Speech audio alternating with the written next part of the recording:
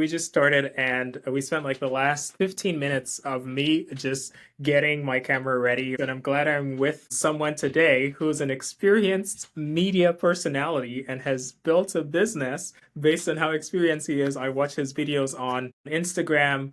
Today, I'm joined with Steve Betel. Steve is a mortgage broker who goes by the pseudonym Mortgage Family Man on Instagram. Steve has been in the business for a while. So, ladies and gentlemen, welcome back to the Loan Officer Playbook, the podcast where we talk about real insights and strategies in loan origination. Steve, welcome to the show. Thanks so much, Michael. Honored to be here, and thank you for having me. Thank you.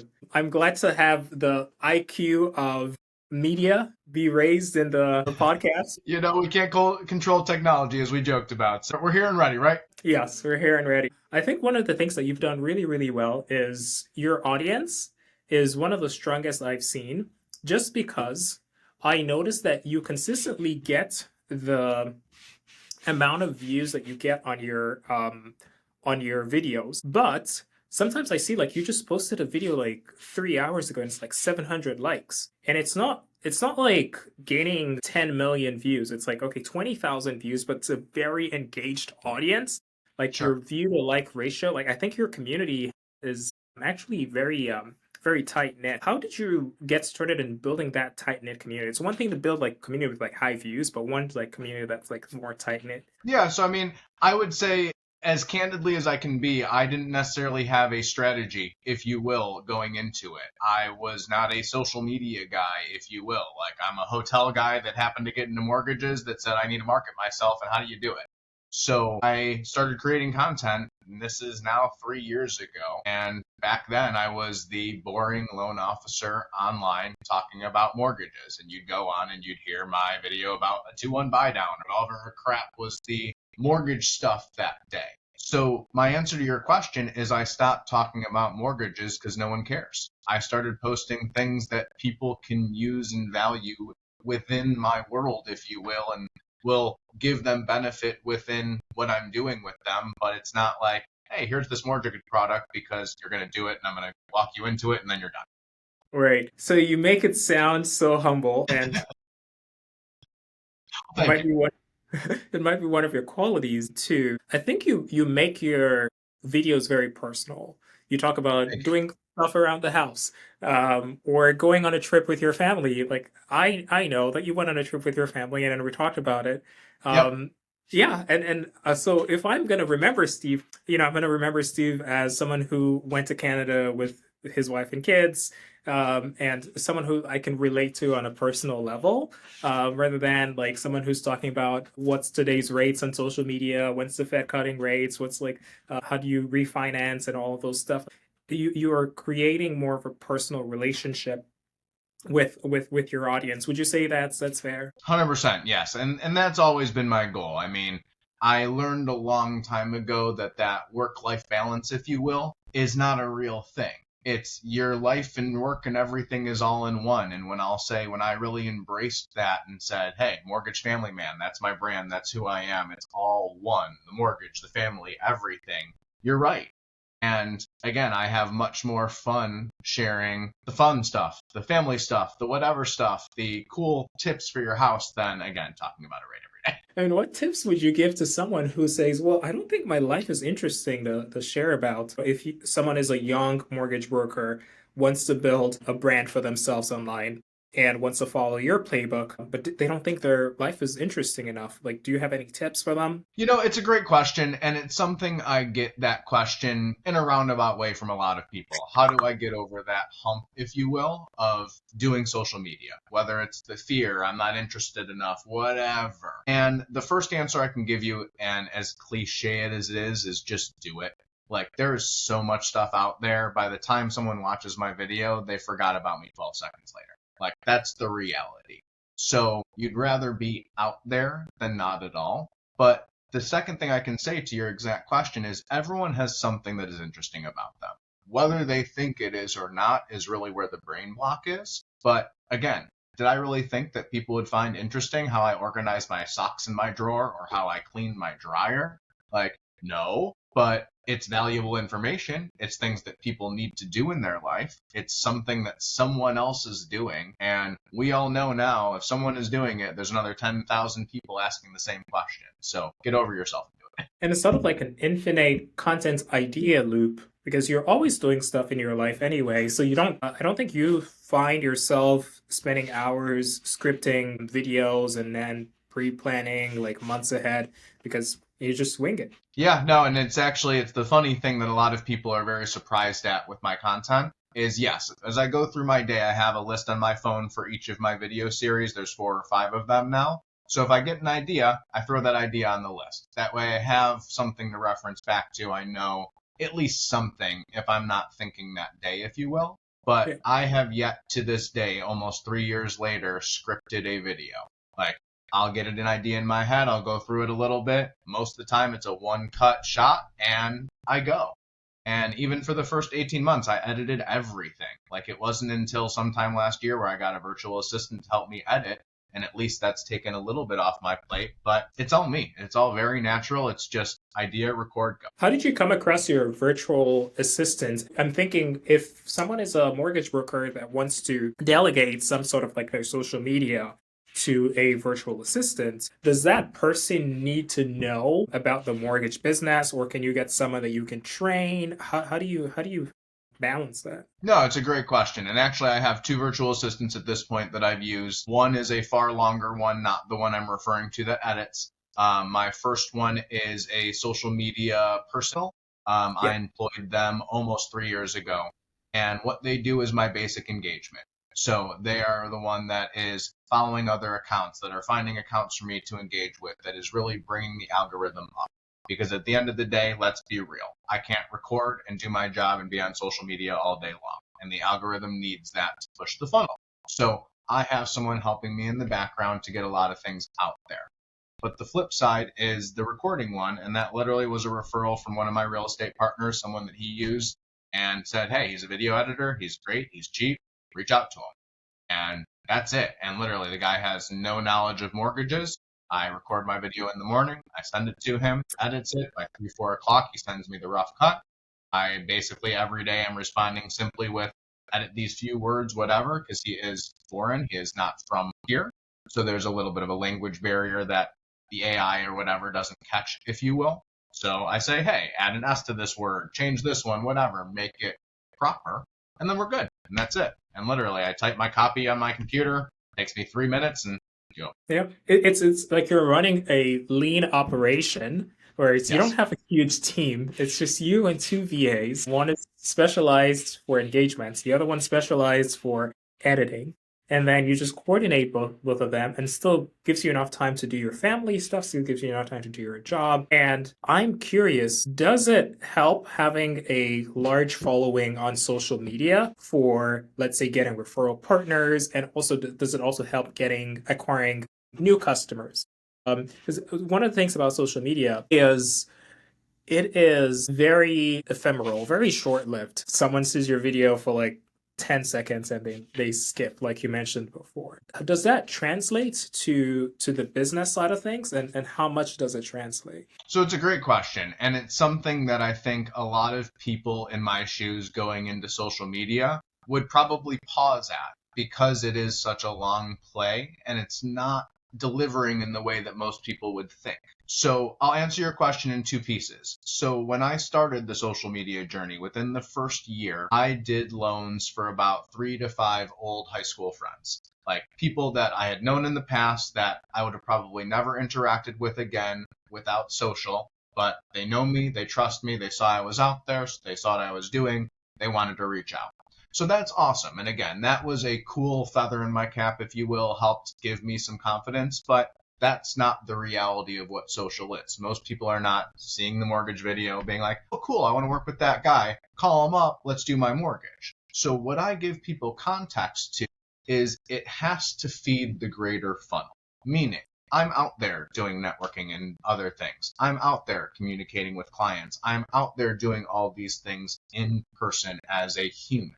Then, when I've met with you, now I'm adding you into my ecosystem. You are on my social. You are then seeing my videos every day. So my best example, and I tell this to any business professional, let's say you go to 3 networking events a week. Let's say you had a few meetings. Let's say you talked to 10 clients. That's 60 people, let's call it, that you've interacted with that week. You cannot properly follow up with all of them. But what you can do, you can put them on your social. You can do the same thing you're doing every day, and they're going to see your video every day. They're going to remember you. That is going to grow your worth and show, hey, you're the professional when they think of something for their people, if you will. So, I mean, it's sort of like you cannot quantify it. Like it's hard to measure like how much of social is like impacting your business, but you feel it. And like you mentioned before, it's not always like, hey, what can I get from my audience? But like, what can you give to your audience? Like, and for you, it's like updates about your life. When you were talking about that, I resonated with a newsletter that I was starting. Every time I interact with someone like a mentor, an advisor, I add them to a monthly newsletter that I send out. And I suck at following up. A lot of us do. It's okay. Yeah, because there's so much stuff to do, and like there's so many people. And one thing though is just remembering the context of which you last talked to them. That's something that I'm good at. But what I found is that newsletter.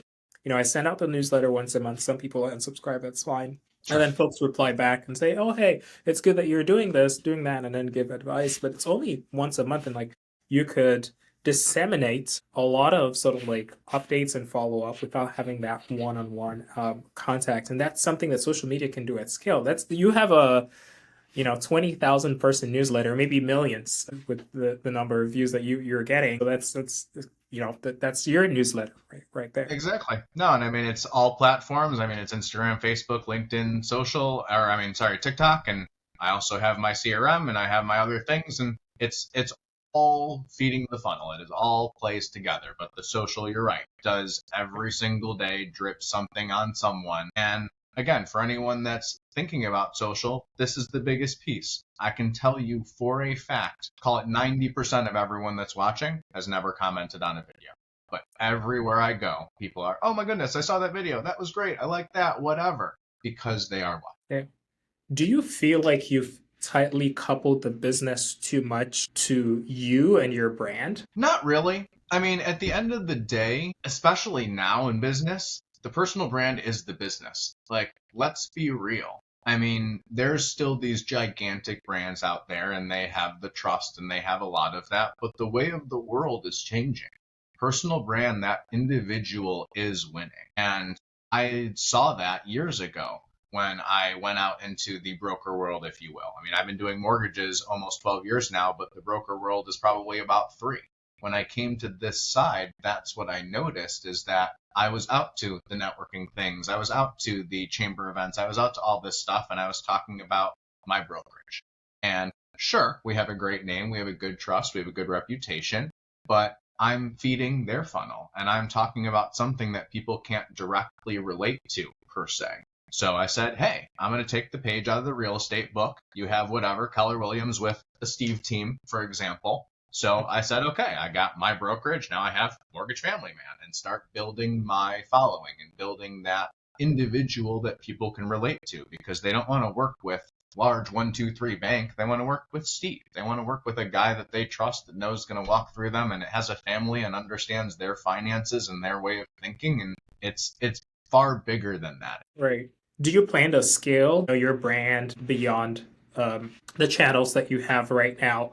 Do you plan to bring on more people, build on their own personal brands? Like, how do you, I'm pretty sure you're doing well and you're successful in what you're doing right now. But have you had thoughts of scaling? 100%, yes. And it's something that I've been building a little bit and I'm teeter-tottering with a little. I'm being very candid. I was very close to launching my own branch. I've paused it a little bit just to put a few more pieces together and make sure I had everything right. But no, that is the goal. I want to get to a place where I have a great following and great trust and great people behind me. And frankly, I've got to a point where I can't feed it all myself and I can't manage it all myself. And then I can start using the skills that I'm best at, which is speaking, communicating, being out in front of people. Because the reality of mortgages is there is 2 sides. There's generating business and then there's pushing the business. And I'll just call it how it is. Anyone can run some data through a computer, but can everyone get on and have a conversation like this? Can everyone jump in front of a camera and record a video? Can everyone go do a presentation in a networking event? No. And you have to use your skills. So to that exact point, that is 100% part of the scale plan to be able to use myself at the highest level. Yeah. And with scale too, you necessarily don't need to scale with people, because when you were talking, I was thinking, like, what if you had like a distributed, network of different loan officers with the kind of personality and interestingness, and then train them, and then it's like one branch of, each person having their own distinct. I'm yet to see, like, typically I see a branch, and then I know the producing branch manager is the personality. I'm yet to see a branch where it's like, 5 people, and then all of them have their own different personalities and run their own sort of like personal brands. But with social media, you necessarily don't need to, because Mr. Beast is one brand, and then he gets hundreds of millions of views. And even if there were like 2 or 3 Mr. Beasts in the Mr. Beast team, I don't think it would make that much of a difference. You're right. And I mean, again, it's a good comparison, and I can see both sides. Like, at the end of the day, I mean, give a perfect example. The team I work with at my brokerage, that is like our internal team, if you will, there's a lot of us that are at my level. Do they use social media in the same level? Absolutely not. But generally speaking, they could be that personality as well if they wanted to be out there. And we do feed each other that way. I mean, we go out in public and, hey, I've talked to your guy and he's great and awesome, and now here's your nuts person. So all that does help. But you're right. And generally speaking, in our world, you got the one big hitter, if you will, that is feeding the funnel. So I like the idea that, I mean, why not work together, right? Yeah, totally.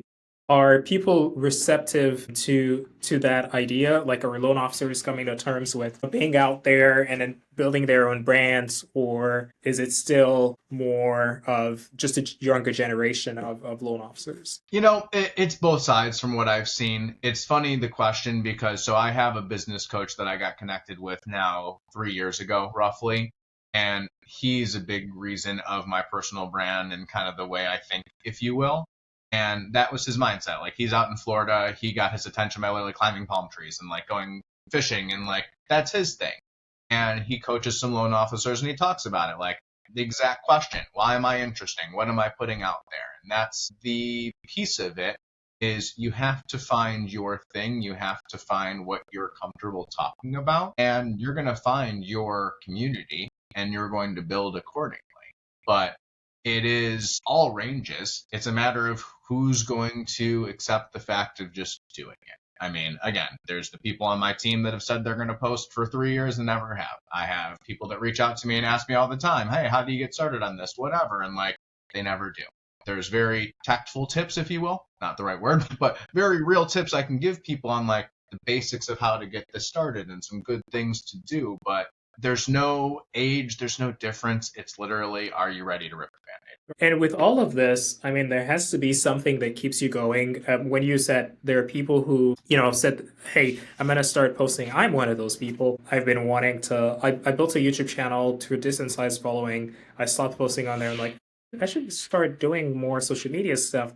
And it's been like a couple of months now I'm wrestling with that. But what is the motivating factor that keeps you going, or like gives you that push to just keep doing it? Because it's not like you're seeing the results immediately. It doesn't have that sort of like immediate feedback. No, it's a good question. And for me, the consistency is the number one marketing piece that I have. And it gives me an ability to talk about things that everyone else is not talking about. So meaning this, if I go into a meeting with a realtor, for example, or I'm even asking for a meeting with a realtor, there's 2 ways that most loan officers are approaching this. Hey, Mr. Realtor, I can do better than your current loan officer. Here's why. ...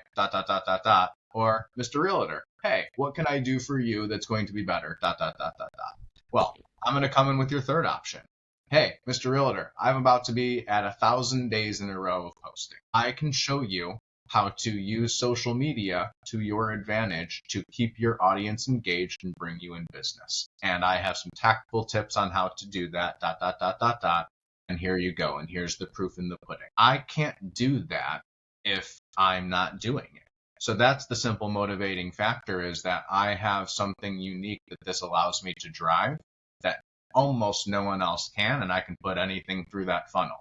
And again, I'm organized. I know how to take care of my house. These are all part of my content and allows me to then target those things. So for example, I'm doing a course now, give or take. I'm starting to build it out to an actual thing, but like I've started doing either virtual or in-person courses on realtor organization, how you build your calendar, how you budget, how you do these basic things. And I'm getting attention and engagement because I've built that muscle, if you will. I built that following that knows that I'm doing that. But again, I'm not just out of left field and saying, hey, look at me. Like, you have to have the ground. Yeah. You're just so humble because I was hinting Thank you. at I was hinting at you having you have a charity that you support Thank you.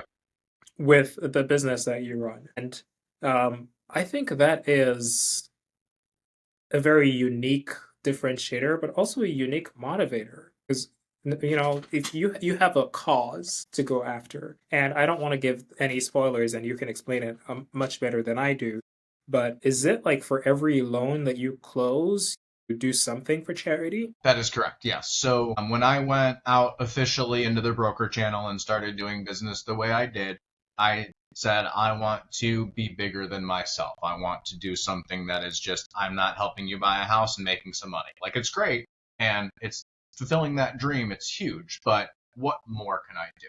So from every single closing I do, I donate 200 charities. I chose a charity that I sponsor on my end. So I do an IVF charity. Both of my kids are born from IVF. I realize how important that is. I realize how minimally fertility stuff is talked about, and having a big social media guy out there that is not only doing business but talking about this real thing is important, and it drives awareness to that side. So I've partnered with a company. It was Chosen Fertility, now is Berlora Fertility, based on their name change, but I'm exclusively partnered with them. Every closing I donate directly. And then I give the option to my client to choose a charity of their choice as well, in their community, national, whatever they're passionate about. And it's better than the basic stuff. Like, I still bring a little closing gift to closing. I still want them to have something for the house that remembers them, some cute oven mitts, a jar opener, some basic stuff. Like, I make it fun, but this is the real stuff. This is what lights me up. This is what shows people who I am. Again, family man. Like, it's all about the family. I would not be who I am without my kids, and they are here because of this amazing science and this amazing opportunity. So what more can I do than give back? When you just said that, if any audience member, whether it's like your videos or the audience of this podcast, it makes them feel an emotional attachment to whatever content like you're producing. Because now I'm like, well, if I watch Steve's videos, it fits the algorithm, and then someone would see it who needs a loan to buy a home, and then once it happens, I'm like sort of like contributing in a way, even it's like 0.00000% to that $200. But then for very little ask, just watch the video, just like, and then you can be contributing to this. I don't know how much you want to talk about IVF, but I'm all open. Ask away. I saw this comedian, Andrew Schultz, who also is a big advocate for IVF. And I have been seeing a lot of attention on getting more, getting more funding to IVF clinics and things like that. It's something that I don't think it's talked about as much. I am a younger guy. I don't have any kids, but a lot of people go through that. Think it's getting as much attention as it should. That is correct. Yep. The active stat, if you will, is 1 in 6 families deals with some level of infertility. The challenge is that for the longest time, and even now, fertility is one of those things where it's essentially saying your body is not doing the basic function that it's supposed to. And there's a lot of shame and fear and whatever other things you want to throw in there with that. So it is tough, and it is something that is not talked about. And even with me and my wife, we went through different things with our processes that if we feel we would have known a little bit more, done a little bit more, whatever, we would have done things differently. We have 2 beautiful kids, our boy and our girl. I wouldn't change a darn thing. But the process was insane, and it was 3 years of grueling everything. So it is important to have the conversation, to do all these things, but also the financial is huge. It is an insane outlay. And lucky for me, when I was at the beginning of my career, I started at Quicken Loans, now Rocket Mortgage. They had coverage for IVF. And that was one of the reasons I was there as long as I was, very candidly put. Like, I was building my family. That was the importance for me, and they were helping do that. And obviously built my career in the meantime. But no, it's a really big thing. And you're right. Not many people talk about it. And it's hard for me, to your exact point of how you mentioned it, because I don't want this to be a marketing thing, so to speak. I don't want you to come do your mortgage with me because I'm going to donate money, or pick me over the next guy because I'm going to donate money. Like, it's a truly altruistic thing that I'm doing, and awesome. Like, you work with me and I'm honored to do this on your behalf and have us both do something bigger. But it's not like I'm on the first phone call with someone being like, hey, okay, you're going to close your loan with me and I'm going to donate $200.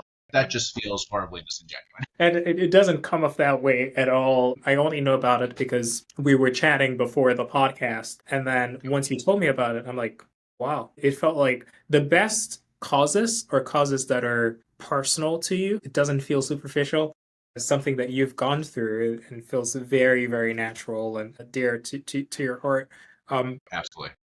As we're wrapping up, and I wanted to ask you some lessons that you have learned along the way of building a family, creating content, managing a successful business. It is, and you're a younger guy, so for me, I am gonna be going into that stage of life very soon. Like, do you have any lessons that you don't mind sharing? Of course. I would say the biggest one that I talk about is it's a unique way of time management, if you will. And I'm going to joke first and say that I really don't sleep. And truthfully, like, I'm maybe 4 to 5 hours a day.